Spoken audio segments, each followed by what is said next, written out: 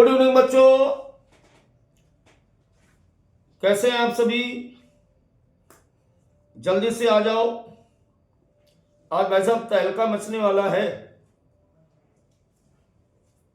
क्योंकि आज हम लोग क्वेश्चन करने वाले हैं न्यूरल कंट्रोल एंड कोऑर्डिनेशन के। और अपना पुराना स्लोगन है कि जो एमसीक्यू करेगा वही डॉक्टर बनेगा। पढ़ने से ज्यादा फायदा नहीं होता है,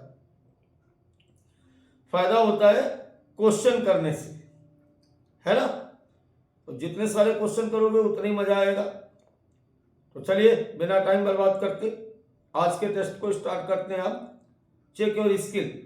आपने अब तक 3 लेक्चर में क्या पढ़ा, जरा दिखाइए हमको भी, देखते हैं क्या पढ़ा भाई। तो आज हम लोग करने वाले हैं बहुत सारे questions DPP MCQ in neural control and coordination में। तो तैयार है आप? अरे कमेंट बॉक्स में लिख दिया करो कि हाँ या ना, है ना। बिल्कुल भी हम आपको हमेशा मोटिवेट करते रहते हैं, कभी फेसबुक के थ्रू, कभी इंस्टा के थ्रू, कभी क्या होता है यार मैं भूल ही जाता हूँ, टेलीग्राम के थ्रू, कभी यूट्यूब पे, कभी फेसबुक के रील्स पर, हमेशा कुछ न कुछ आपके लिए करता रहता हूँ और आप हमको बिल्कुल मोटिवेट नहीं करते। अब हमारा मोटिवेशन कैसे होगा? आप नंबर ज़्यादा लाएं, अच्छे अच्छे क्वेश्चंस करें, खूब सारे क्वेश्चंस करें, है ना। और मुझे कुछ नहीं चाहिए। चलिए बात करते हैं आज के पहले क्वेश्चन की। तो पहला क्वेश्चन आपके पास है,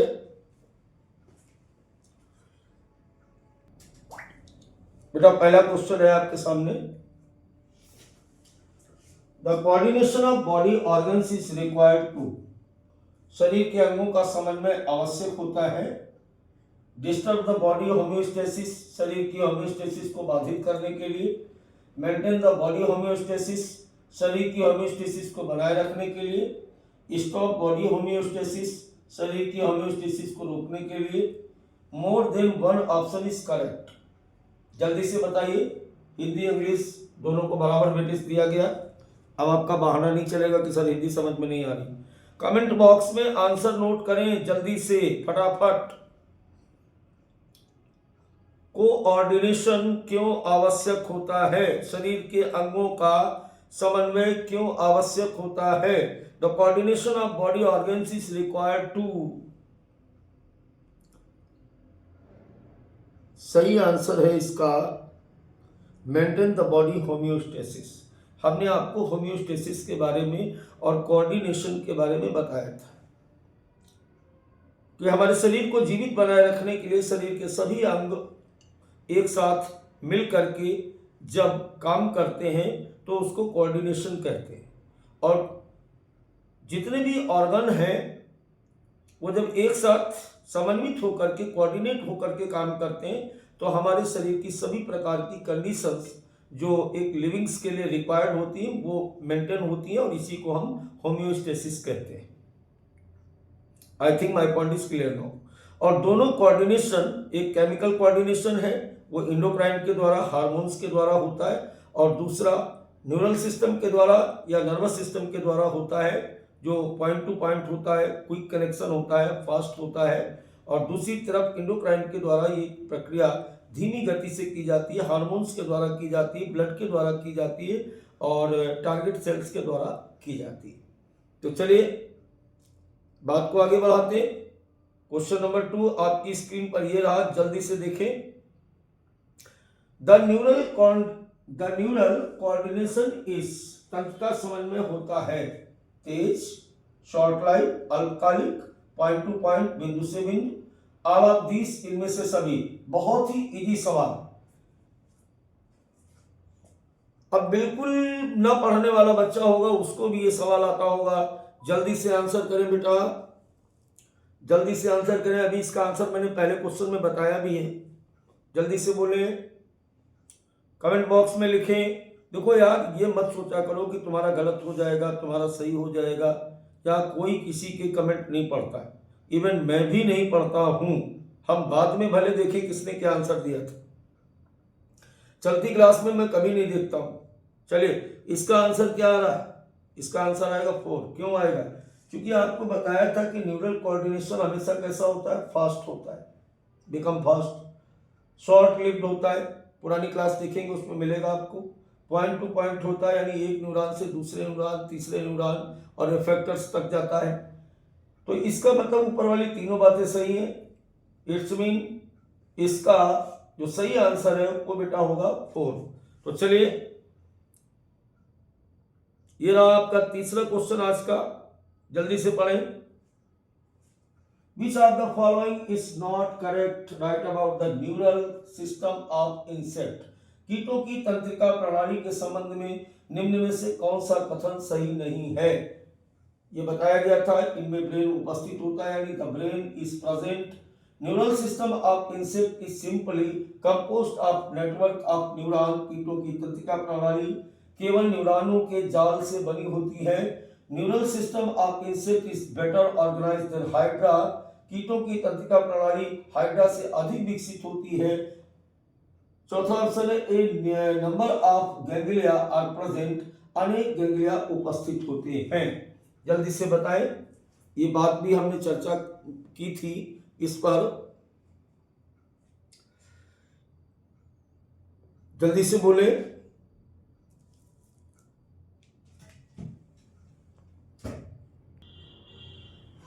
तो बेटा इसका आंसर होगा 3rd। क्यों 3rd होगा? क्योंकि हाइड्रा की तुलना में अधिक विकसित होता है। हालांकि कीटों की तंत्रिका प्रणाली केवल न्यूरॉन के जाल से बनी होती है, ये आंसर भी सही है, लेकिन मोस्ट पेक्यूलियर आंसर इसका ये आएगा। हाइड्रा जो होता है ना बेटा, ये सीलेंटेटा का है और इंसेक्ट आर्थ्रोपोडा के होते हैं। तो सीलेंटेटा की तुलना में आर्थ्रोपोड्स ज्यादा विकसित होते हैं। इसमें गैंग्लिया, ब्रेन, यानी हाइड्रा में क्या था, केवल नेटवर्क ऑफ न्यूरॉन था, लेकिन वो नेटवर्क ऑफ न्यूरॉन्स आपस में कंपोज हुई और उन्होंने गैंग्लिया बनाए। कई सारी गैंग्लिया मिलकर के ब्रेन बनाती हैं। ऐसा देखा जाता है इंसेक्ट जैसे कॉकरोच आदि। तो सबसे सही आंसर इन चारों में से तीसरा होगा। आंसर दे नहीं रहे आप लोग, चोरी करते हैं, बेईमानी करते हो भाई। हमने कहा ना कि आप आंसर दोगे तो मैं मोटिवेट होऊंगा, फिर मैं और अच्छे मजेदार क्वेश्चन कराऊंगा, लेकिन आप मेरी बात को सुनते ही नहीं हो। चलिए ये रहा आपके स्क्रीन पर चौथा क्वेश्चन आज का। Among the following the most developed neural system is present in।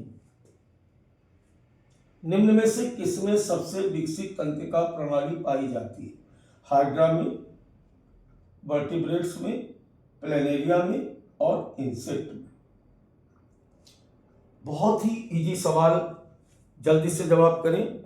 जिस दिन आप 30 सेकंड में बायोलॉजी का आंसर देना सीख जाओगे, मैं दावा करता हूं उस दिन से आप अपने आप को डॉक्टर घोषित कर देना। और जब तक आप 30 सेकंड में बायोलॉजी का आंसर नहीं दे रहे हो, तब तक अपने आप को डॉक्टर समझना या सेलेक्ट होने की इच्छा ही खत्म कर देना। 100% सिक्योर। क्यों, ये कभी बाद में बताएंगे। इसका सही आंसर होना चाहिए मेरे हिसाब से सेकंड। क्यों होना चाहिए? क्योंकि देखो हाइड्रा जो होता है वो है किसका, वो है सीलेंटेटा का।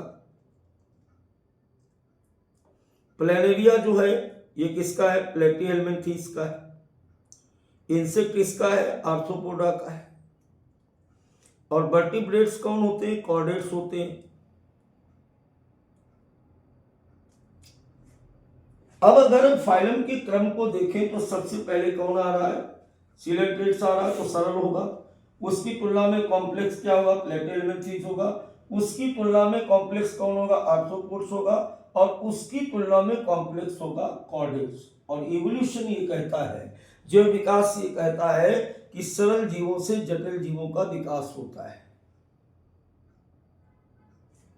क्या पूछ रहा है, सबसे विकसित। तो विकसित कहां होगा, जहां पर अधिक विकसित जंतु होगा। तो कॉर्डेटा में बेटा सबसे विकसित प्रकार का तंत्रिका तंत्र पाया जाता है अन्य किसी फाइलम या संघ से। I think my point is clear now. चलिए बात करें आज के क्वेश्चन नंबर 5 के। तो क्वेश्चन नंबर 5 है आपके सामने, which among the following is not part of the PNS, peripheral या परिधि तंत्रिका तंत्र का भाग इनमें से कौन नहीं है? कैरियर नर्व या कपाली तंत्रिकाएं, ये नसें जो लिखा इसका मतलब होता है तंत्रिकाएं। ब्रेन या मस्तिष्क, स्पाइनल नर्व या मेरुरज्जु की नसें, बोथ 1 and 2, एक और दो, दोनों। जल्दी से आंसर करें, जल्दी से आंसर करें बेटा। परिधि तंत्रिका तंत्र का कौन सा भाग नहीं है? आपको मैंने बताया था, क्या बताया था कि CNS यानी सेंट्रल नर्वस सिस्टम के दो पार्ट होते हैं, एक होता है ब्रेन और दूसरा होता है स्पाइनल कॉर्ड। क्या होता है? Spinal cord. तो ब्रेन किसका पार्ट है? CNS का। पूछ किसका रहा है कि परिधि तंत्रिका तंत्र का कौन सा भाग नहीं है? तो सही आंसर क्या होगा? ब्रेन PNS का पार्ट नहीं है, जबकि PNS बना होता है कपाली तंत्रिकाओं से, मेरुरज्जु की तंत्रिकाओं से, अर्थात क्रेनियल नर्व और स्पाइनल नर्व से। चलिए बात करते हैं अगले क्वेश्चन की। बकवास नहीं करते हम बाकी लोगों की तरह, सीधी अपनी बात करेंगे। आपका एक एक सेकंड कीमती है, ये बात मुझे पता है, और अगर आप अपने समय को कीमती नहीं समझ रहे हैं तो फिर हम आपको क्या कहें? आपको कुछ नहीं कहना फिर हमको। अगर आप अभी भी बातें कर रहे हैं, आंसर नहीं दे रहे हैं, फिर हमें आपको कुछ बोलना ही नहीं है। क्योंकि मुझे ये बात पता है, इसीलिए मैं फर्जी बातें नहीं करता कभी। तमाम यूट्यूब पर तमाम लोग पढ़ा रहे हैं, हमारे जैसे बहुत सारे लोग पढ़ते हैं। आप देखिए 10-15-20 मिनट इधर उधर आपके बर्बाद कराते हैं।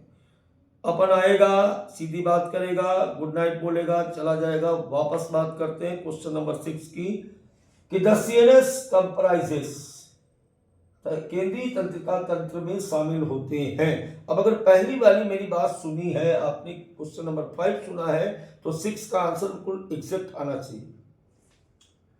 All the nerve of the body, शरीर की सभी तंत्रिकाओं के द्वारा, ब्रेन एंड स्पाइनल कॉर्ड, मस्तिष्क और मेरुरज्जु के द्वारा, somatic and autonomic nervous system के द्वारा, सोमेटिक और ऑटोनॉमिक तंत्रिका तंत्र के द्वारा, या sympathetic and parasympathetic neural system, sympathetic और पैरासिम्पैथेटिक तंत्र के द्वारा। जल्दी से आंसर करें, बहुत तेजी से आंसर करें, बहुत ही इजी प्रकार का सवाल।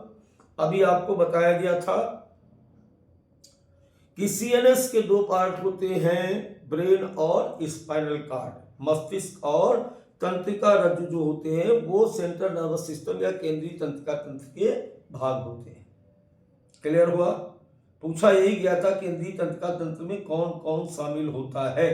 तो केंद्रीय तंत्रिका तंत्र में बेटा मस्तिष्क और मेरुरज्जु दोनों शामिल होते हैं। चलिए अब बात करते हैं हम लोग क्वेश्चन नंबर 7 की।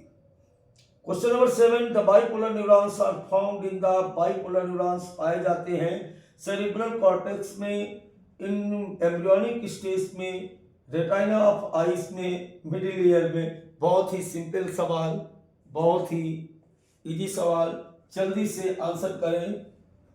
सारी चीजें मैंने बताई थी इससे पहले वाली क्लास में कि किसमें पाए जाते हैं। जल्दी से बोले कि सेरिब्रल कॉर्टेक्स में, एम्ब्रियोनिक स्टेज में, रेटिना ऑफ आई में, या मिडिल ईयर मध्य कान में। जल्दी बोलो।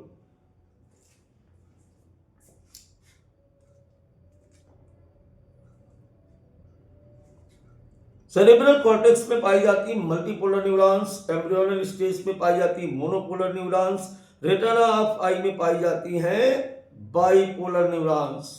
मैंने कहा था कि जब किसी तंत्रिका में केवल एक एक्सॉन और एक क्या होता है, एक डेंड्रॉन होता है, एक डेंड्रॉइड्स होती है, तो इसको हम लोग बोलते हैं, क्या बोलते हैं बेटा इसको? तो इसको बोला जाता है, क्या बोलेंगे इसको? तो इसको हम लोग बोलते हैं bipolar neurons, and that neuron presence in the retina of eyes. Clear हुआ? चलिए बात करते हैं आज के क्वेश्चन नंबर 8 की। The bulb like structure present at the terminals of an axon are called, axon के सिरे पर मौजूद बल्ब नुमा रचनाएं पाई जाती हैं। साइनेप्टिक नॉब, साइनेप्टिक बल्ब कह सकते हो, एक्सॉन हेलिकॉक यानी एक्सॉन हेडलॉक, साइनेप्टिक वेसिकल्स या डेंड्रॉइड्स। जल्दी बताइए, बहुत ही इजी चल रहे, पहली डीपीपी है इसलिए बिल्कुल इजी मॉड होगा। जल्दी से बोले बेटा, जल्दी से बोले। पूछा ये जा रहा है कि ये जो बल्ब लाइक स्ट्रक्चर पाए जाते हैं, ये बल्ब लाइक स्ट्रक्चर को हम क्या बोलते हैं? तंत्रिका कोशिकाओं के एक्सॉन जहां से समाप्त होते हैं, अंत में इस प्रकार से बल्ब के समान संरचना बनाते हैं। इस बल्ब के समान संरचना को हम क्या कहते हैं? जल्दी बोलो। इसको बोला गया था क्या? साइनेप्टिक, साइनेप्टिक नॉब कहते हैं इसको। क्या बोलते हैं इसको बेटा? Synaptic knob. आंसर क्या होगा इसका? पहला। क्वेश्चन नंबर 9 की बात करें अगर, बहुत तेजी के साथ, the myelin sheath is produced by the, myelin sheath का निर्माण किसके द्वारा होता है? निसिल्स ग्रेन्यूल्स के द्वारा, स्वान सेल्स के द्वारा, नोड ऑफ रेनवियर के द्वारा, या एक ऑप्शन मैं अपनी तरफ से लिख देता हूं, इसका गायब हो गया लगता है, कहीं भाग गया। तो साइनेप्टिक बल्ब के द्वारा, जल्दी बताएं, साइनेप्टिक बल्ब के द्वारा इनमें से किसके द्वारा माइलिन शीट का निर्माण किया जाता है? आपको बता दें, कुछ न्यूरॉन्स ऐसी होती हैं जिनके एक्सॉन्स पर लिपिड रिच एक लेयर पाई जाती है, डिसकंटिन्यूअस लेयर पाई जाती है, जिसे माइलिन शीट कहते हैं। इस माइलिन शीट का सीक्रेशन किसके द्वारा किया जाता है? क्वेश्चन ये पूछा जा रहा है, किसके द्वारा किया जाता है? जल्दी से आंसर बताएं। आपको कल बताया गया था कि myelin sheath always secreted by the Schwann cells के द्वारा माइलिन शीट को सीक्रेट किया जाता है, और जिन एक्सॉन्स पर माइलिन पाया जाता है उनको माइलिनेटेड न्यूरॉन्स कहते हैं। और इसी के साथ आपके स्क्रीन पर आ चुका है question number 10, cranial and spinal nerve can be included in, cranial और spinal nerve किसमें शामिल होती है? सेंट्रल नर्वस सिस्टम में, ऑटोनॉमस नर्वस सिस्टम में, पेरिफेरल नर्वस सिस्टम में, या बेसल नर्वस सिस्टम में? जल्दी से बताएं। केंद्रीय तंत्रिका तंत्र, स्वायत्त तंत्रिका तंत्र, परिधि तंत्रिका तंत्र और विसरण तंत्रिका तंत्र। जल्दी से आंसर बताएं बेटा, जल्दी से बताएं, इसका आंसर क्या है? लर्निंग क्वेश्चन है बेटा, इसका कोई सॉल्यूशन नहीं है कि बेसल नर्वस सिस्टम के अंतर्गत आने और जाने वाली तंत्रिकाएं आती हैं, और वो प्राय होती हैं कौन सी? विसरल, सॉरी गलत जगह आंसर लग गया, वो होती है हमेशा ऑटोनॉमस नर्वस सिस्टम के अंतर्गत आती है। अरे यार, पेरिफेरल नर्वस सिस्टम के अंतर्गत आती है। चलिए अब हम लोग बात करते हैं क्वेश्चन नंबर किसकी? 11 की। Odd one out, right about origin, उत्पत्ति के आधार पर इनमें से कौन सा भिन्न है? एस्ट्रोसाइट, माइक्रोग्लियल सेल्स, ओलाइगोडेंड्रोसाइट्स, सेकेंडाइमा। देखो ये क्वेश्चन हमने आपको नहीं कराया है, ये क्वेश्चन हमने आपको नहीं कराया है, तो इस क्वेश्चन का आंसर मैं डायरेक्ट आपको बता देता हूं। इसका आंसर बेटा होगा सेकंड। इसका आंसर क्या आएगा? इसका आंसर आएगा माइक्रोग्लियल सेल्स। हमने आपको बताया था कि माइक्रोग्लियल सेल्स जो होती है ये सपोर्टिंग सेल्स होती हैं, जो हाउस कीपिंग का काम करती है और न्यूरॉन्स के आसपास पाई जाती है। ये बात आपको बताई गई थी पहले से। माइक्रोग्लियल सेल्स जो होती हैं ये हाउस कीपिंग सेल्स होती हैं, और उसी का ये बाकी चीजें इनसे अलग है, एस्ट्रोसाइट, ओलाइगोडेंड्रोसाइट और एपेंडाइमा से। ये दरअसल एक तरह से ये मदर सेल है, बाकी ये इसके प्रकार होते हैं। चलिए बात करेंगे अब क्वेश्चन नंबर 12 की। In human beings typical nerve cell is, मनुष्य में सामान्यतः पाई जाने वाली नर्व सेल कैसी होती है? बाइपोलर, एपोलर, मल्टीपोलर या स्यूडोपोलर? स्यूडोपोलर का मतलब होता है झूठी, जिसमें कोई पोल्स ना हो। जल्दी से बोले, मनुष्य में पाई जाने वाली नर्व सेल ज्यादातर कैसी होती हैं? और ये बात मैंने आपको बताई थी कि ह्यूमन बींग्स में पाई जाने वाली ज्यादातर कोशिकाएं कैसी होती हैं बेटा? मल्टीपोलर होती है। कैसी होती है? Multipolar neurons presence in human beings. चलिए क्वेश्चन नंबर किसकी बात करें? क्वेश्चन नंबर 13 की अगर बात करते हैं तो ये रहा आपके सामने, which of the following organ system jointly coordinate and integrate all the activities of the body organs। निम्नलिखित में से कौन सा अंग तंत्र शरीर के सभी अंगों की गतिविधियों का संयुक्त रूप से समन्वय और एकत्रीकरण करता है? जैसे neural system and sensory system, स्नायु तंत्र और संवेदन तंत्र, digestive system and respiratory system, पाचन तंत्र और श्वसन तंत्र, neural system and endocrine system, स्नायु तंत्र और अंतःस्रावी तंत्र, circulatory system and respiratory system, परिसंचरण तंत्र और श्वसन तंत्र। बहुत ही लॉजिक वाला क्वेश्चन है, इसमें ज्यादा दिमाग नहीं लगाना। जल्दी से आंसर करो क्वेश्चन नंबर 13 का। लगातार ये बताया जा रहा है कि endocrine system and neural system both are coordinated together, एक केमिकल के द्वारा और दूसरा पॉइंट टू पॉइंट कनेक्शंस के द्वारा, न्यूरॉन्स के द्वारा हमारे शरीर को कोऑर्डिनेट करके होमियोस्टेसिस कंडीशन में बनाए रखने का काम करता है। तो चलते हैं क्वेश्चन नंबर 14 की तरफ। क्वेश्चन नंबर 14 हमारे सामने ये आ चुका है। The somatic neural system relays impulses. Somatic nervous system आवेगों को कहां भेजता है?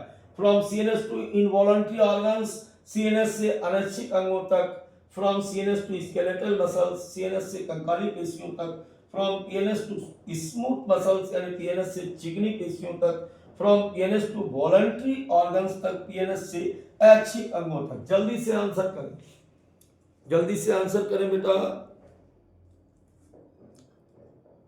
इसका आंसर आएगा second, from CNS to skeletal muscles.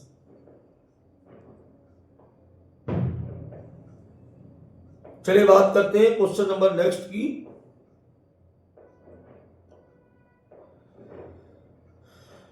The autonomic neural system is division of। autonomic nervous system किसका विभाजन है?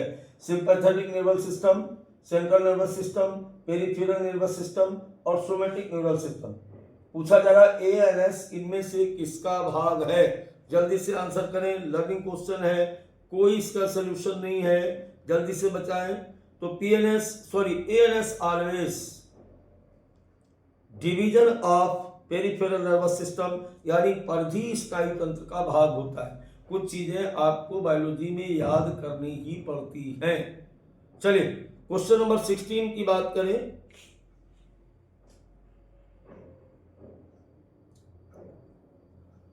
क्वेश्चन नंबर 16 आपके सामने ये रहा, find out the correct statement. सही कथन की पहचान करिए। The PNS is the site of information processing and control। PNS एक सूचना प्रसंस्करण और नियंत्रण का स्थान है। All nerve of the body associated with PNS comprises the CNS। शरीर की सभी तंत्रिकाएं जो PNS से जुड़ी होती हैं CNS बनाती हैं। The autonomic neural system relays impulses from CNS to involuntary organs। autonomic nervous system CNS से अनैच्छिक अंगों तक आवेग भेजता है। The CNS is divided into sympathetic and parasympathetic neural system। जल्दी से बताएं आंसर, जल्दी से बताएं इनमें से कौन सा सही कथन है? इसका बेटा सही कथन है ऑटोनॉमिक नर्वस सिस्टम CNS से अनैच्छिक आवेगों को भेजता है।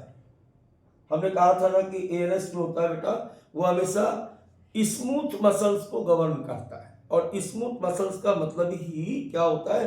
अनैच्छिक पेशियां होता है। और इसी के साथ ये रहा आपका क्वेश्चन नंबर 17। साइटोप्लाज्म विद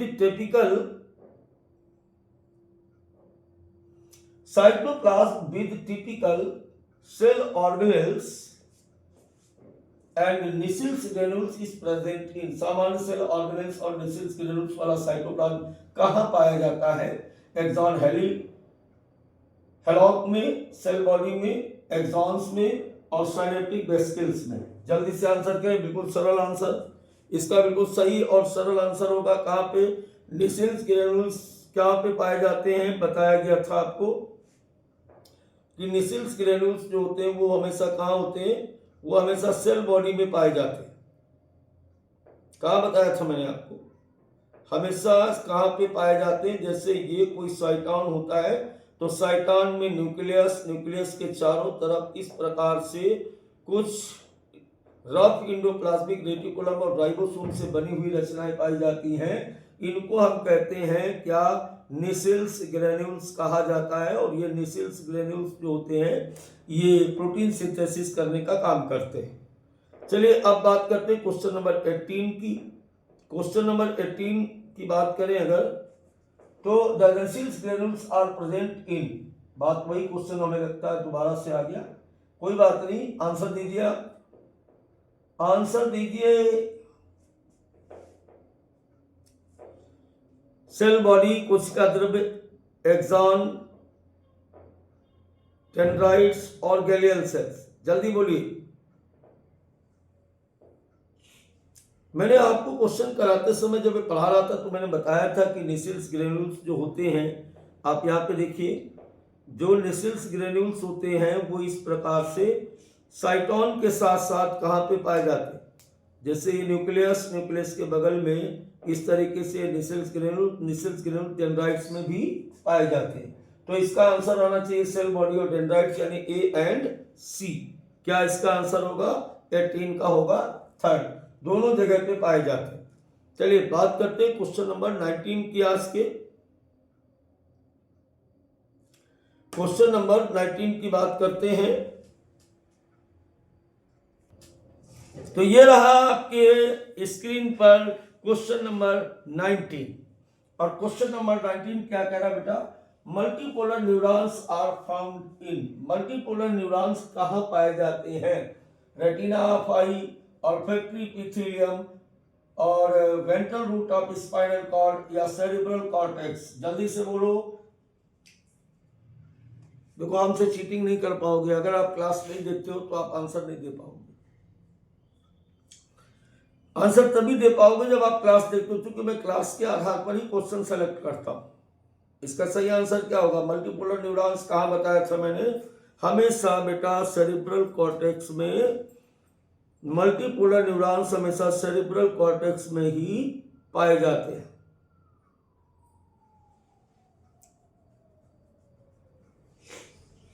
अरे मेरा तो पेन ही गायब हो गया यार।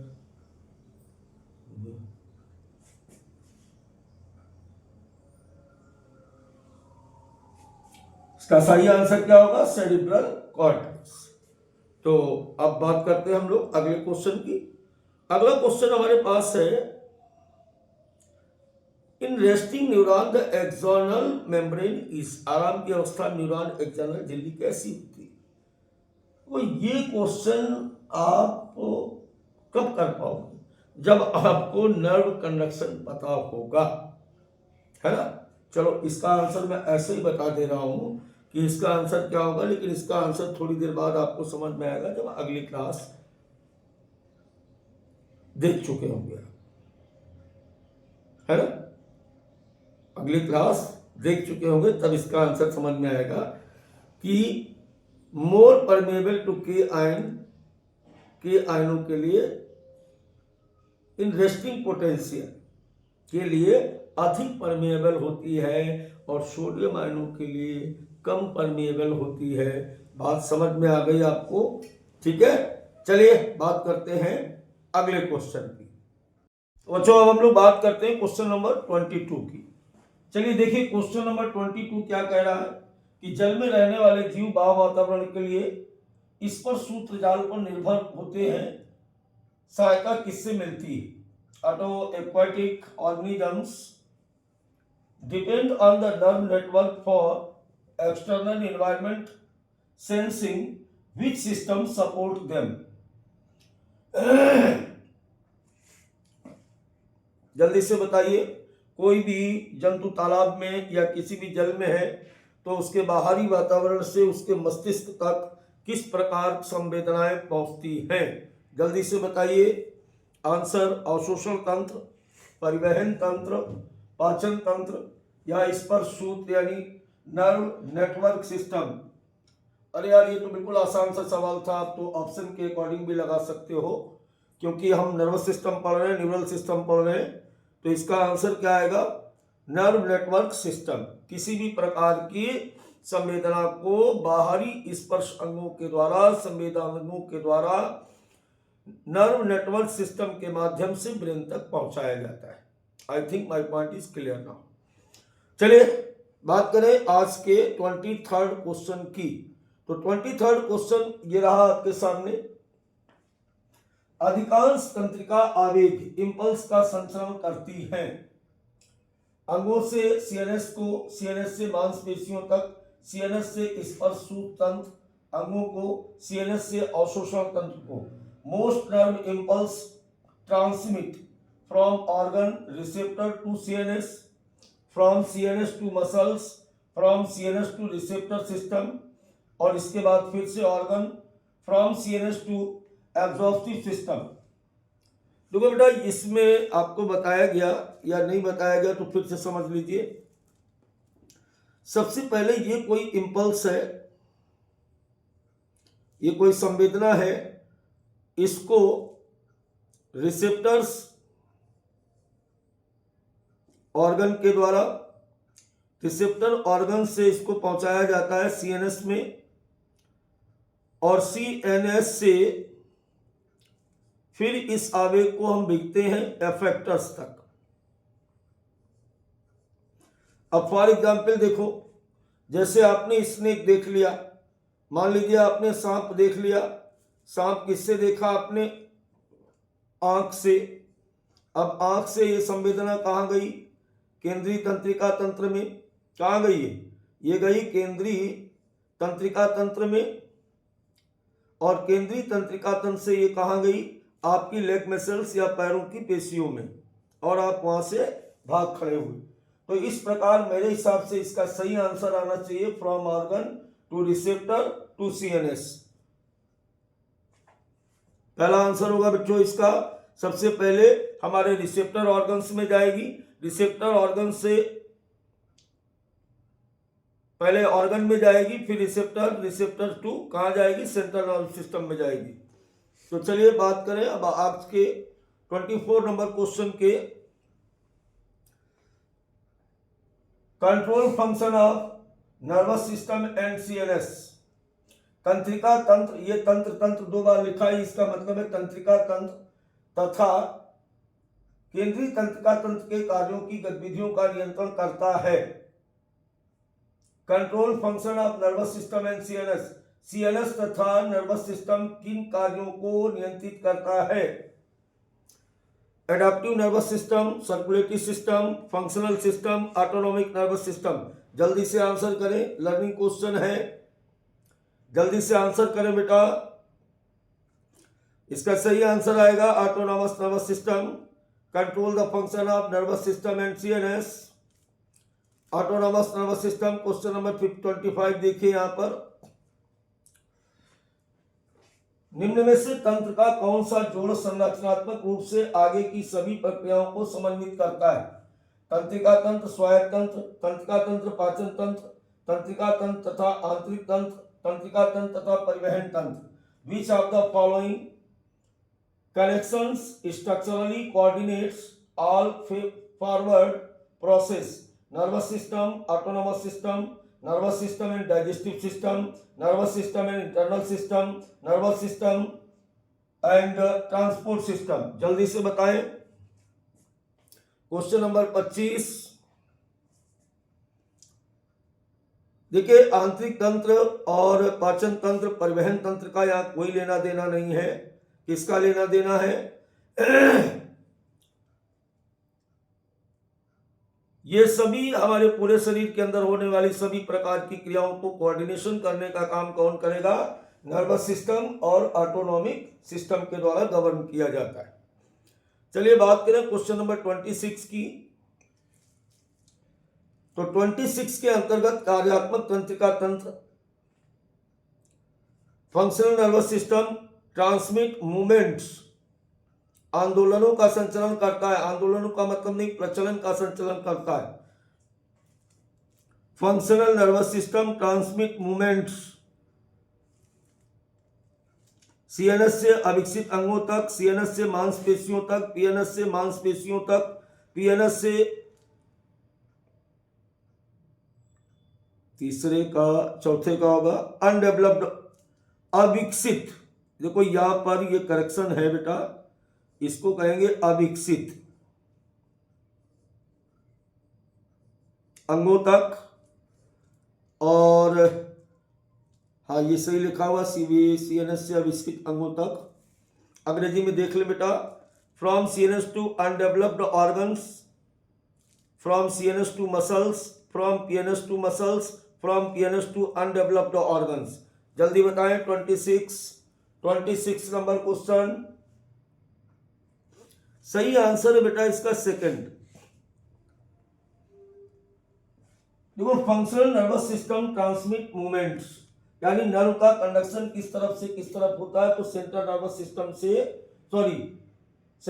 सिस्टम से मसल्स की ओर होता है। अभी हमने थोड़ी देर पहले इसी का उदाहरण बताया था कि जब दिमाग ने सर्प को देखा तो आपकी पैर की पेशियां मूवमेंट में आई और आप भाग खड़े हुए।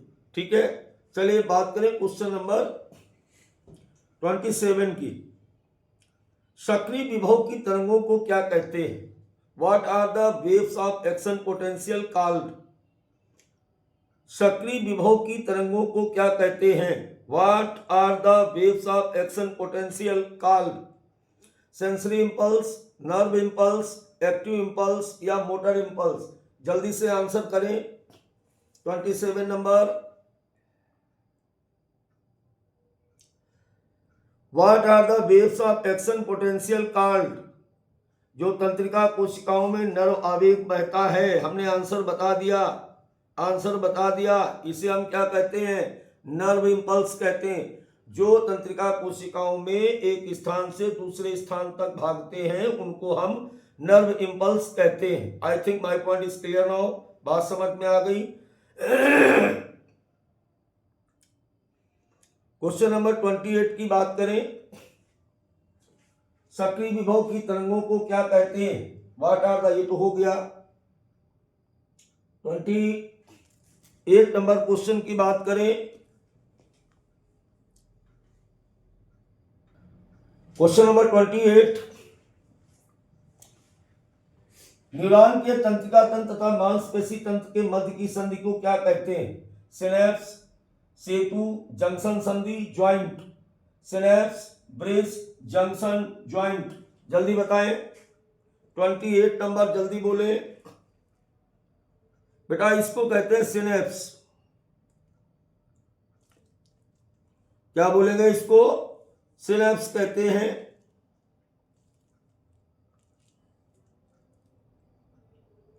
वैसे इसका आंसर होना चाहिए न्यूरोमस्कुलर जंक्शन, तंत्रिका तंत्र तथा मांसपेशी तंत्र के बीच की संधि को। बिल्कुल सही मैंने बोला कि जैसे ये कोई मांसपेशी है और इस मांसपेशी पर जब कोई तंत्रिका इस प्रकार से आती है तो इसको हम कहते हैं न्यूरोमस्कुलर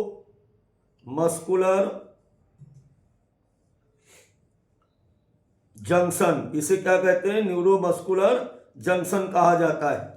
तो इसका आंसर हो जाएगा जंक्शन। चलिए बात करते हैं क्वेश्चन नंबर 29 की। 29 की बात करते हैं जरा। यहां पर ये रहा बेटा 29 नंबर क्वेश्चन।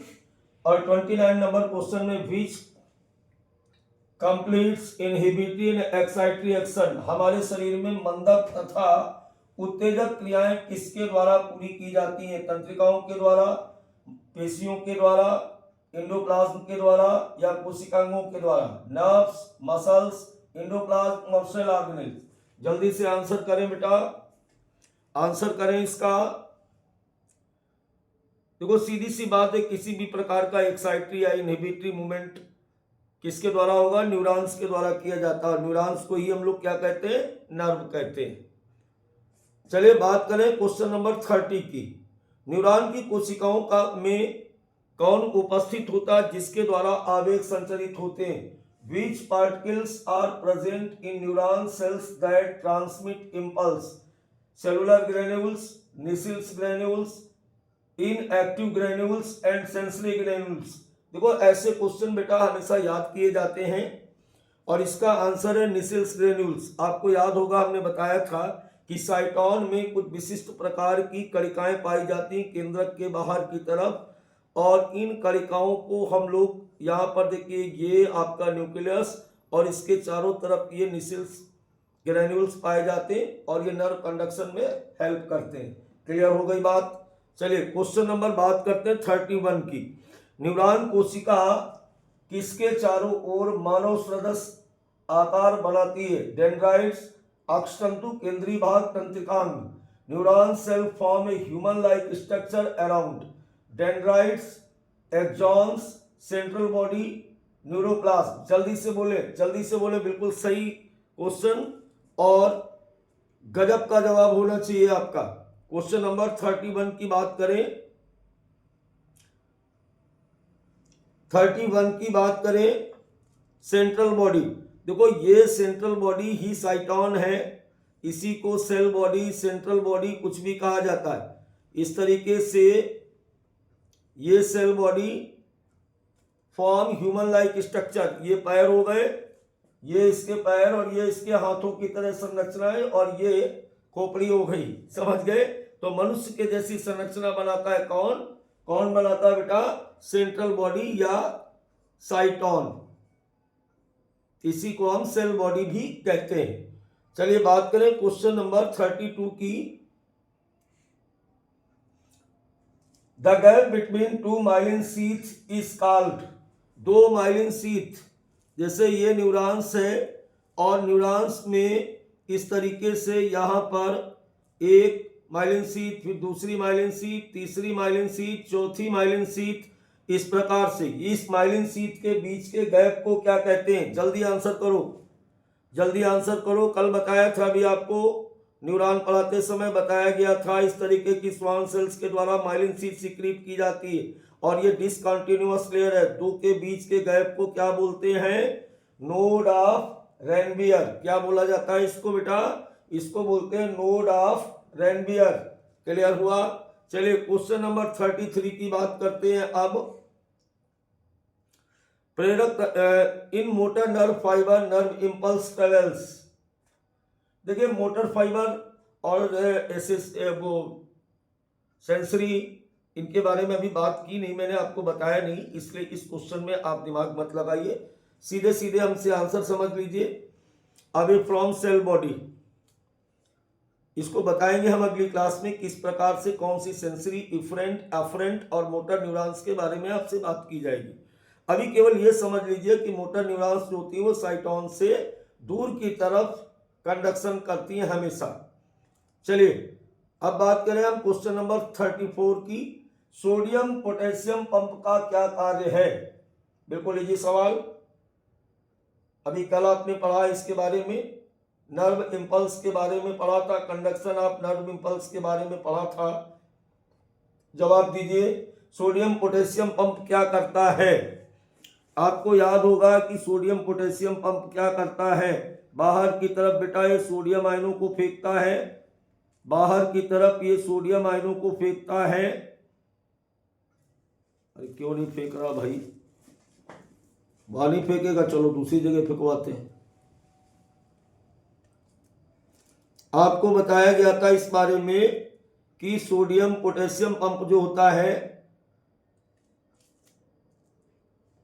बड़ी गंदी बात कर रहा भाई,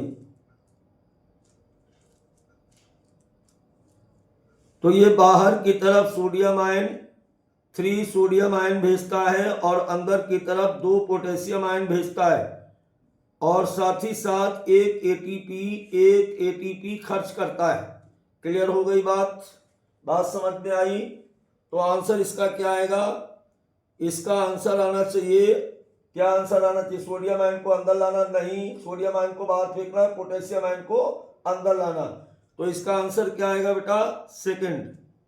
चलिए बात करते हैं अब हम लोग क्वेश्चन नंबर 35 की। साइनेप्टिक गैप के 2 छोरों पर उपस्थित होता है। Synaptic gap is present at 2 ends of, किसके बीच उपस्थित होता है? साइनेप्टिक गैप क्या होता है पहले तो ये समझो। जैसे एक न्यूरॉन ये आ रही है, एक न्यूरॉन पर ये साइनेप्टिक बल्ब, दूसरे तरफ ये साइनेप्टिक क्लेफ्ट होती, तो दोनों के एंडिंग्स पर होता है। इसका सही आंसर क्या आएगा? 2 न्यूरॉन्स के टर्मिनल एंड पर साइनेप्टिक गैप उपस्थित होता है, इसको हम कहते हैं साइनेप्टिक गैप। ये जो दिख रहा है ना साइनेप्टिक गैप, क्लियर हुआ? ये बात आपको समझ में आएगी अगली क्लास में। तो 3 ऐसे क्वेश्चन थे जो आपको हम अगली क्लास में समझाएंगे। चलिए फिर मिलते हैं। आज की क्लास बच्चों यहीं तक रहेगी, गला बैठ चुका है पूरी तरीके से। फिर मिलते हैं हम आपको अगली क्लास में बहुत सारी नई बातों के साथ। बने रहिएगा राहुल सर के साथ। Bye bye, good night.